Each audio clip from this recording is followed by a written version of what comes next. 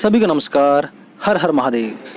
Mister कौशल channel पर आप सभी का स्वागत। मेरा नाम है अनिल और ये है स्प्लेंडर प्लस PS6 FI। इस बाइक पर और जो डी कंप्रेसर वाली बाइक होती है उस पर हम कंप्रेशन गेज का इस्तेमाल करने वाले हैं। 11,000 केवल ये बाइक चली है। और उससे पहले मैं आपको थोड़ा गेज के बारे में बता दूं। तो गाइज ये होता है कंप्रेशन टेस्टिंग गेज।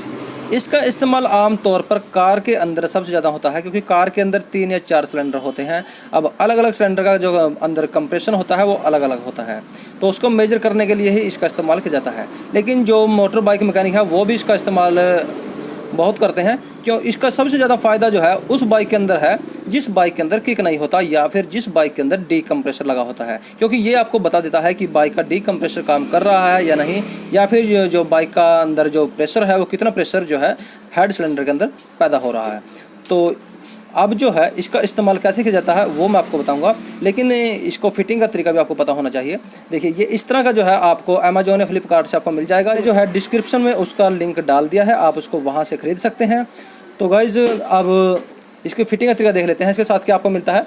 तो सबसे पहले आपको इसके साथ ये पाइप मिलेगा, ठीक है। अब इसको फिटिंग कैसे करना है, आपको यहाँ से इसको प्रेस करना है ऐसे, और इसको ऐसे डालना है और ऊपर से वापस कर देना है, ठीक है। ये लॉक हो जाएगा, ठीक है। अब ये बाहर नहीं निकलेगा, ठीक है। उसके बाद जो है यहाँ पे देखिए अब ये काम कैसे करता है वो मैं आपको बता देता हूँ।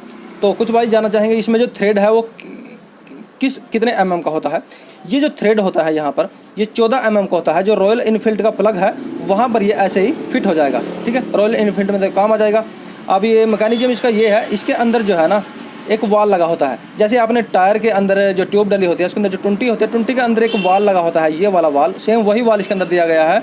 अब इसके अंदर जो है जैसे पिस्टन जो है धक्का देगा, हम किक मारेंगे, सेल्फ मारेंगे, तो जो अंदर प्रेशर बनेगा वो यहाँ से अंदर जाएगा और वापस नहीं आएगा। जैसे कि टायर के अंदर हवा चली जाती है वापस नहीं आती, ठीक है। तो अब जब ये प्लग के ऊपर टाइट हो जाएगा तब हमें जो है इसको ऐसे डायरेक्ट तो खोल नहीं सकते, क्योंकि अंदर जो है प्रेशर बहुत ज़्यादा हो जाएगा। तो उससे पहले जो हमें इसको जो अंदर प्रेशर है उसको रिलीज़ करना पड़ेगा। तो वहाँ से तो हम इसको जैसे हम टायर के अंदर तो यहाँ से दबा के इसको हवा को निकाल लेते हैं टायर के अंदर, लेकिन इसको नहीं कर सकते। तो उसके लिए यहाँ पे बटन दिया गया है, देख सकते हैं ये बटन, ठीक है। इसको बटन को जैसे आप प्रेशर मेजर कर लें उसके बाद इसको ऐसे दबाएं और ये जो पाइप है वो खाली हो जाएगा। फिर उसके बाद आप प्लग से इस गेज को अलग कर सकते हैं। अब उसके साथ आपको ये निप्पल भी मिलता है। जब मैंने इसको अमेजोन से मंगाया था निप्पल मिला था मेरे को। तो यहाँ पर जो थ्रेड होता है, यहाँ पर इसमें थ्रेड होता है। अब आप पूछेंगे वो थ्रेड कितने mm का था, किस बाइक में लगेगा। भाई वो बाइक के अंदर नहीं लगेगा, क्योंकि इसके अंदर जो यहाँ पे थ्रेड होता है वो 18 mm का होता है। और बाइक के अंदर सबसे ज़्यादा यूज होता है 10 mm, या फिर जैसे ये है 14 mm रॉयल इनफील्ड के लिए 10 mm का सबसे ज़्यादा इस्तेमाल होता है, क्योंकि FZ या फिर पल्सर वगैरह में 10 mm का ही थ्रेड होता है। तो मैंने जो क्या किया, ये जो स्प्लेंडर प्लस का एक ओरिजिनल प्लग लिया, डुप्लीकेट प्लग ना लें, ओरिजिनल प्लग लें, और उसको अंदर से जो यदि आपके पास ख़राब प्लग हो उसको ख़राब प्लग को अंदर से जो है इस तरह से उसके अंदर पत्थर को तोड़ के निकाल दें और उसको यहाँ पर वेल्डिंग करा लें, ठीक है। और उसके बाद आप इसको यहाँ पर इस तरह टाइट कीजिए। अब मैं आपको जो है बाइक के अंदर जो है कैसे कंप्रेशन टेस्टिंग किया जाता है तो वो अब मैं आपको आगे बताता हूँ। तो गाइज हम इसका इस्तेमाल करने वाले हैं नॉर्मल बाइक पर। प्लग कैप निकालिए और प्लग को बाहर निकालिए, और जो कंप्रेशन गेज है उसको वहाँ पर प्लग के स्थान पे लगा देना है। इसमें जो निप्पल हमने लिया है वो वेल्डिंग करा के लिया है, लेकिन आपको ये मार्केट में रेडीमेड भी मिल जाएगा, आपको वेल्डिंग कराने की जरूरत नहीं पड़ेगी। आप ये 10 mm का निप्पल खरीद सकते हैं।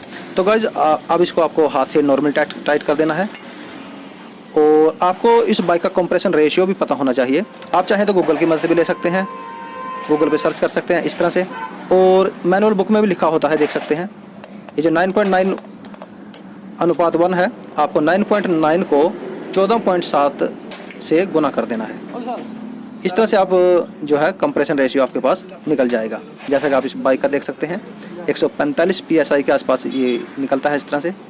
और यदि आपको ये 14.7 याद ना रहे तो आपको फ्यूल और एयर का जो सही मिश्रण होता है उसका तो आपको पता ही होगा, 14.7:1।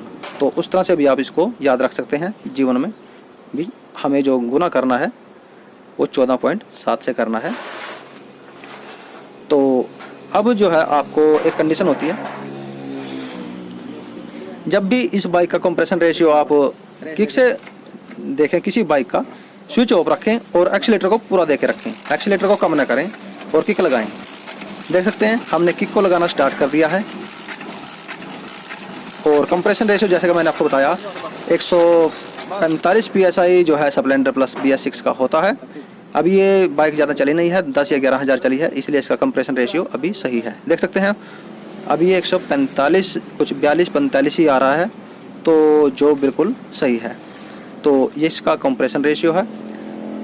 इस तरह से आप जो है एक्सीलेटर देके इसको टेस्टिंग कर सकते हैं। ये तो था किक के द्वारा। अब जो है ये रेज बटन आप दबाइए, जो मैंने बटन दबाया है, इसकी सारे जो एयर है वो निकल जाएगी। ठीक है, अब मैं आपको जो है सेल्फ के द्वारा भी इसको दिखाता हूँ, क्योंकि कुछ भाई कहेंगे भैया आपने सेल्फ से तो टेस्टिंग बताया नहीं, कैसे करेंगे।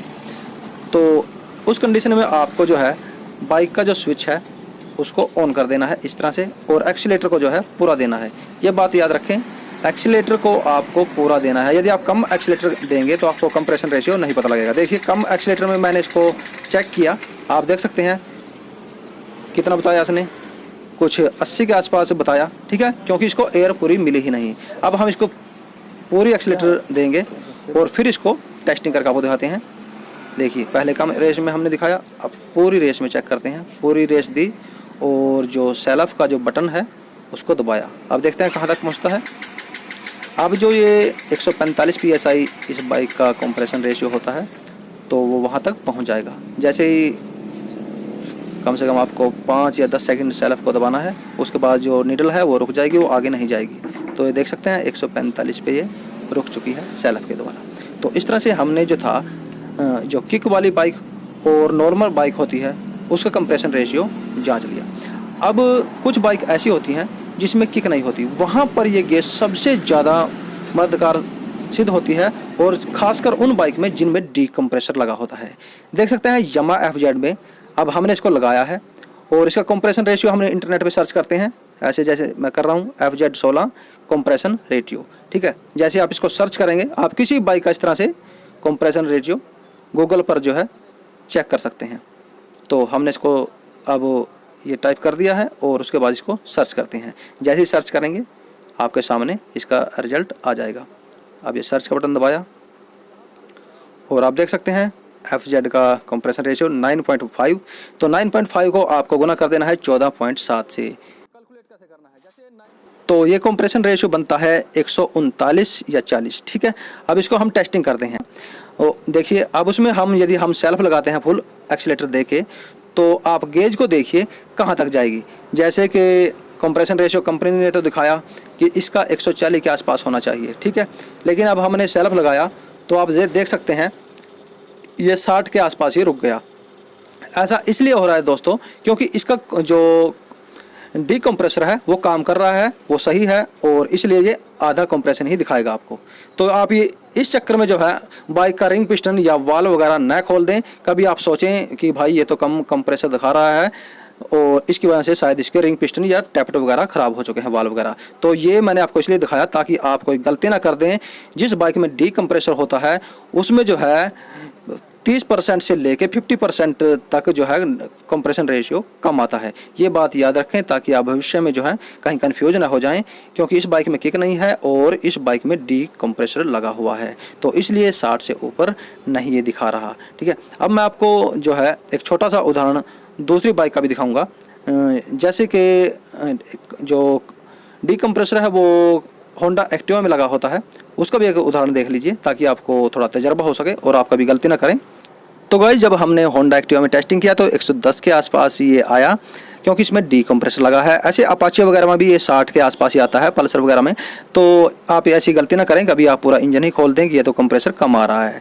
ठीक है, तो आप इसकी मैनुअल बुक में भी देख सकते हैं, जो होंडा एक्टिवा है वहाँ से भी यदि हम इसको गुना करें तो 140 के आसपास बनता है। तो गाइस यदि वीडियो से कुछ सीखने को मिला हो, अच्छा लगा हो, तो एक लाइक तो बनता ही है। तो इसके साथ दीजिए अनुमति। जय हिंद, वंदे मातरम, हर हर महादेव।